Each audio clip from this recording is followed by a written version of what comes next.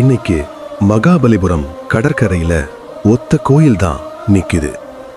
ஆனா வரலாற்றை புரட்டி பார்த்தா அங்க மொத்தம் 7 கோயில்கள் இருந்ததா சொல்றாங்க. 100 வருஷத்துக்கு முன்னாடி வந்த ஐரோப்பிய மாலுமிகள் மகாபலிபுரத்தை 7 பகோடாஸ் தான் கூப்பிட்டாங்க. கடல்ல இருந்து பார்த்தா 7 கோபுரங்கள் நிக்கிற மாதிரி தெரிஞ்சிருக்கு.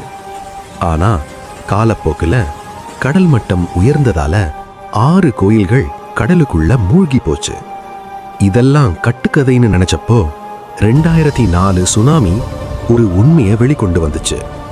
சுனாமி அலை வரதுக்கு முன்னாடி கடல் உள்வாங்கினப்போ நீண்ட சுவர்கள், சிலைகள் பல 100 வருஷத்துக்கு பிறகு வெளியே தெரிஞ்சது. நம்ம கண்ணுக்கு தெரிகிறது ஒத்த கோயில். ஆனா கடல் தனக்குள்ள ஒளிச்சு வச்சிருக்கிறது ஒரு பெரிய சாம்ராஜ்யம்.